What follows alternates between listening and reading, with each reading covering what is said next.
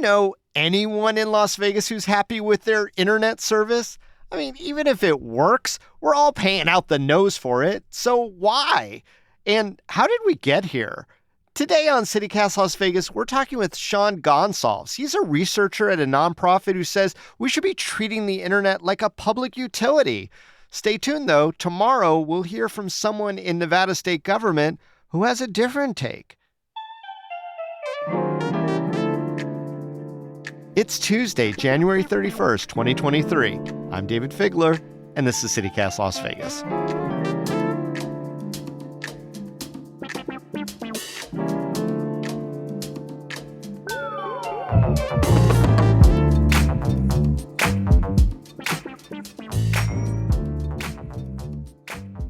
Your title's a bit of a mouthful. You're a senior reporter for the Institute for Local Self-Reliance, and you're focused on the Community Broadband Networks Initiative. Right. Take a breath. Welcome to CityCast Las Vegas, Sean Gonsalves. Yes, thank you. Sean, Las Vegans complain about a lot of things, but one of the things that maybe is the loudest is the expense and reliability of internet access. Why is our internet so bad and so expensive to many? Well, first of all, folks in Las Vegas are not alone. There are people in cities across the country that have that very same question. I think it can be summed up in 3 words: lack of competition. We have a broken broadband market that are dominated by monopoly or duopoly, however you want to phrase it, interests that wield a tremendous amount of power. And when you're the only ball game in town, there just simply is not very much, if any, incentive to invest in network upgrades, to compete on pricing or reliability. It's kind of like, hey, take it or leave it. And they've got us really over a barrel because in this day and age, although it's not technically considered or legally considered a utility, it sure does feel like one. Almost as important as electricity or access to water. Yeah, and I understand what you're saying about monopoly. I think in Las Vegas, we've got 2. We've got Cox and CenturyLink. Yes. Those seem to be the 2 big broadband providers. So what's that called? A duopoly? A duopoly, yeah. Ah, okay. But, a monopoly, duopoly, I think most folks get that monopoly isn't so much about the number, it has more to do with power. And so when you're these 2 giant national cable or telecom companies, your business model is to extract wealth out of local communities for the benefit of your shareholders. Well, how did Las Vegas end up with a duopoly? Why is it so hard for other companies to come into our market? Well, to build the infrastructure is not cheap. If you're a smaller company, it's very difficult without some form of subsidization, without some form of grants, et cetera, to raise the upfront capital that you need to build these networks, particularly in a market that already has a network in place. And so historically, it's been these telecom giants that have built these private networks in kind of a cherry-picking fashion. So their business model is really based on how do we zero in on those neighborhoods and communities that can afford to pay a premium for internet service, and then scraps for everybody else. That's been the case, in broadband markets across the country for decades now, which is one of the reasons why we get so excited about community broadband networks, because it's an alternative model. It's one where, much like roads or schools or water systems, municipalities build and operate their own broadband infrastructure. Well, before we get too deep into the policies that sort of stem out of having a duopoly in a city like ours, let me cover some fundamentals. What is broadband? What does that word even mean? Explain to me like I still own a flip phone, which, by the way, I'm just one more frustration with my smartphone away from. So make it easy. Yeah, broadband is always on internet access. And it basically, it's a little bit more complicated than this, but it basically refers to your connection and the speed at which you're able to connect to the internet. And so the federal government's minimum speed for it to be considered broadband is 25 megabits per second download, 3 megabits per second upload, which is essentially, nobody really cares about the speed. Put it this way.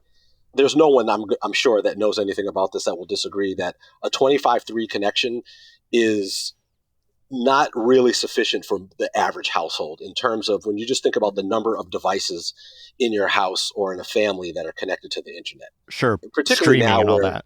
streaming, gaming, Zoom meetings, distance learning, you might have to have 2 Zoom meetings in the household at one time. If you've got a 25-3 connection, that's going to be difficult, if not impossible. So the FCC has defined broadband, that minimum speed at 25.3 for about a decade now. People have been saying that's laughable and they should up that speed. And unofficially, in the broadband bill itself, really they sort of have raised the minimum speed of broadband to be 100 over 20. And that's the kind of connectivity that folks really kind of need. Most Americans get their internet access through a cable provider, through a monopoly cable provider, which does pretty good on the download side of things. On the upload, there's real challenges. And upload has become increasingly important because nowadays we're not just sort of surfing the net to shop and downloading information. Even if we're downloading movies or streaming movies, it's much more important now, particularly where you have smart devices in homes. You need that upload capacity to send information from these devices upstream, whether that's in a Zoom meeting where you have to upload video information, or if it's a smart home with thermostats, et cetera, all of those kind of things. If you're talking about telehealth, you need upload capacity for you to have the kind of connectivity that you really need. And Sean, one of the things that you mentioned was coverage areas. And usually when we talk about coverage areas or areas that are being neglected, it often comes up that it's areas that are more impoverished, sometimes communities of color in those areas, et cetera. Is the infrastructure and the coverage, is that something that's an easy fix, or how does that work? It's not technically difficult. In other words, it's not particularly rocket science to figure out how you get reliable connectivity to each resident or business. It's really one of political will or the economics of it. So if you're a private company, it's about, can you make a business case to build out a network in a particular community? And how are you able to extend that to people in the community that might not be able to afford it at the price point that you're selling it? Which is why so many municipalities end up building their own network community-wide, because they see this and understand this as a fundamental public utility. If your business model depends on making a certain amount of money in the short term, you may not be able to make a business case to build out, for example, a fiber network across an entire community.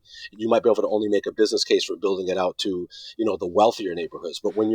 But those social inequity issues are still going to come up, and maybe sure. the municipalities have to get involved in the conversation. Yes. Okay, so you mentioned fiber. What is the fiber, and technically who owns the fiber? I feel that's like Dune. Who owns the spice? But who owns exactly. the fiber? What's the fiber? I just watched that movie, the new version of Dune, just the other night. Who owns the spice? So in Las Vegas, these are private networks. They're owned by, either CenturyLink or Cox. Fiber itself is the gold standard of internet connectivity. It's the most reliable, fastest connectivity out there. I mean, no one disagrees with that. Fiber, they call it future-proof because fiber tends to last for decades. I mean, there's fiber that we're still using in this country that have been around since the 60s. Fiber networks are the most expensive to build up front, but they're cheaper to operate and maintain once you build them. So fiber essentially are hair-like strands of glass, and so they shoot those ones and zeros through the glass at the near speed of light.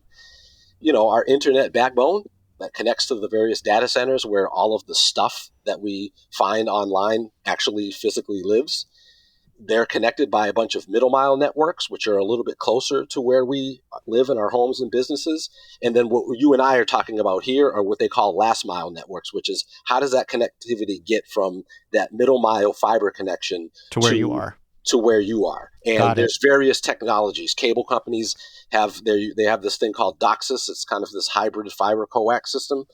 And then you've got increasingly, most new networks that are being built are fiber networks. What they call fiber to the home networks. And just to give our listeners a clearer sense of what's going on, we've got all these different kinds of physical infrastructure that brings internet to the people, all the things you're talking about, dishes, cable, fiber. But it sounds like that physical infrastructure is just mostly, especially in a place like Las Vegas, privately owned. Is that right? Yes, that's correct. So let me ask you this, just straight up. Why does your organization advocate for locally owned municipal networks for bigger cities like us? Why isn't increased competition in the market enough to fix the kind of things that you're talking about? That's a great question. And actually, we think that community broadband networks do, of course, bring competition because you're building them in areas that are theoretically served by some of these bigger companies. So there's that aspect, bringing the competition. And then there's things that are called open access networks.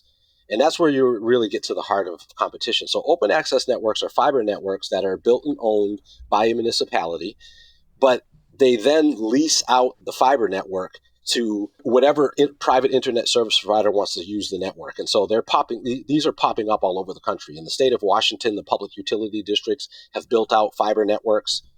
And in some communities, you have a choice of 12 different internet service providers who are competing just on price. And so when you build that open access infrastructure, you're lowering the barrier for entry for new entrants to come into the market.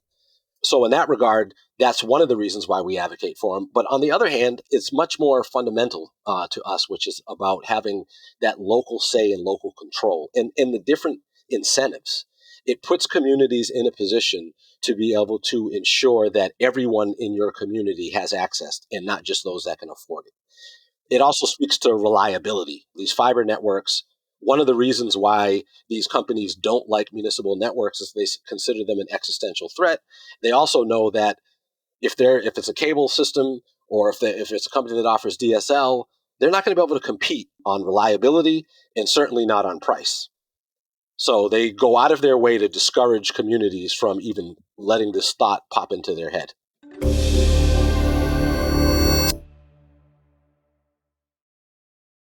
But then there's also innovation that comes from some private companies. I mean, we Sure. hear about like Verizon as a mobile carrier. When they launched 5G home internet in Las Vegas in 2021, they didn't need city-owned fiber to do that. A private company brought that in without the city helping.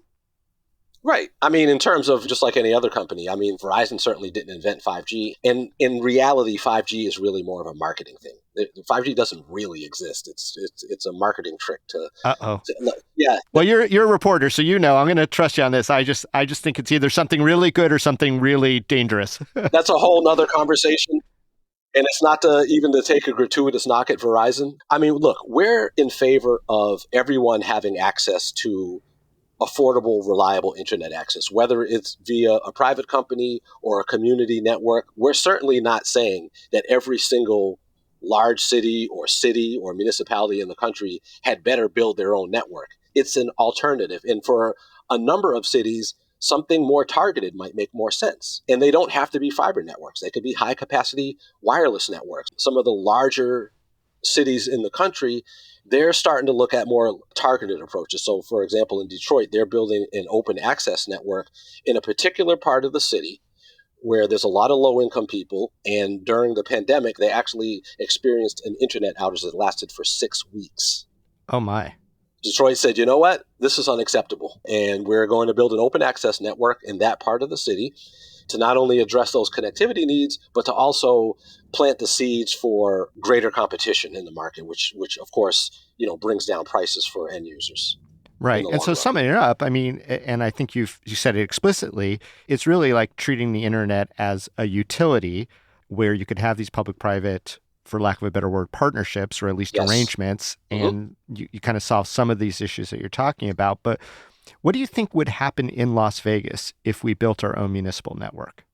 But besides the fact that CenturyLinks and Cox would launch an Over My Dead Body campaign, okay, that would be one thing that you could definitely expect to see. And then, then you start to get into the arguments about whether or not cities should be in the internet business or whether it's worth the investment, as if, sidewalks and streets and schools weren't more expensive. It's like nobody ever asked that question. Like, oh, well, how much money are we going to make off of the sidewalks or the roads? Plenty of concrete companies that make money off of the contracts, too. I mean, people Absolutely. get paid when there's infrastructure. Yeah, so, no question. All I'm saying is that it's a whole different conversation in the run-up. It's not very often that you hear folks make the argument to not build roads or sidewalks or build public transportation because it's not profitable. You don't hear that argument. You'll hear that when it comes to this particular topic. Well, and speaking of this particular topic, your agency has Nevada on its radar. That's how we found you. Yep. Why did Nevada show up on the radar? So, believe it or not, there are 17 states in the country that have preemption laws on the books that actually either outright ban municipalities from building their own broadband infrastructure, or they erect barriers that make it essentially impossible to do so. Uh-oh. And these laws are, literally written by big telecom and then implemented by state lawmakers. And so Nevada is a state that has preemption laws. They vary from state to state. In Nevada, I believe it's that any municipality that has more than 25,000 people simply can't build a municipal broadband network. Who benefits from that? Well, Cox loves that law. My last question for you is, are there model cities that Las Vegas can look to for inspiration when it comes to getting better, faster, and cheaper internet access? Sure. I mean, you're going to want to look at a range. So there's a city like Chattanooga.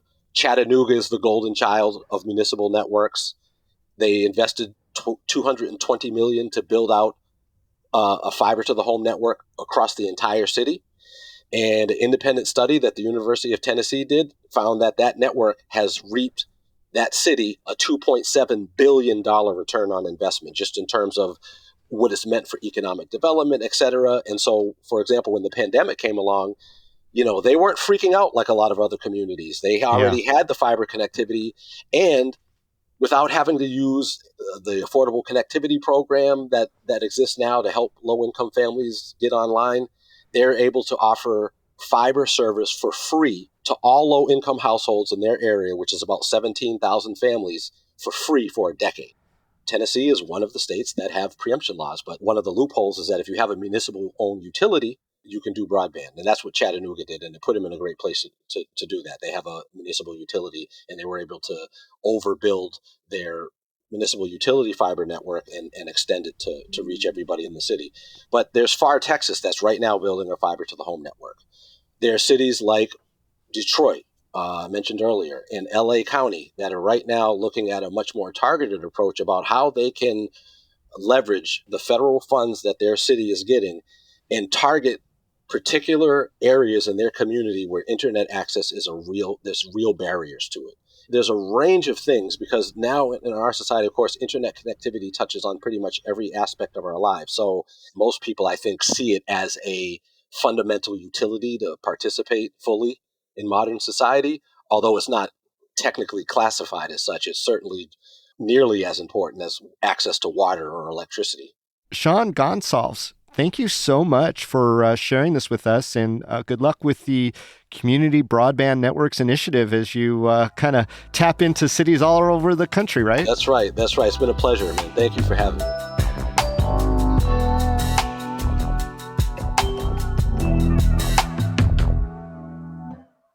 Hey, we're not done with this topic yet. Tomorrow, we're following the news of the big federal money coming to Nevada for broadband investment. We'll be talking with Brian Mitchell, director of the Nevada Office of Science, Innovation, and Technology. Brian's got his own take and says local municipal networks might not be that answer. You don't want to miss it. All right, here's a couple of things you should know before you go. It's been a year since the year's deadliest car crash killed 9 people, 7 of them members from the same North Las Vegas family. To honor the victims and raise awareness of reckless driving, the city of North Las Vegas has planted a memorial tree in Craig Ranch Park. Meanwhile, it seems like every day Las Vegas makes another list. This new one says that we're America's 19th dirtiest city. Oh, and not the good kind of dirty that tourists like. Now, this survey measures pollution, landfills, living conditions, stuff like that. At least we're one ranking better than Hollywood. Oh, Henderson also made the list, but they're way down at number 66.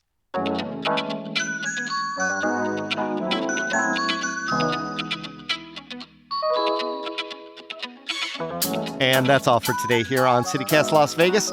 If you got a friend who complains about their internet connection, or if you took too much time to buffer this episode, send them this one. Yeah, then rate the show, leave us a review, and subscribe to our morning newsletter. We'll be back tomorrow morning with more news and such from around the city. We'll talk then.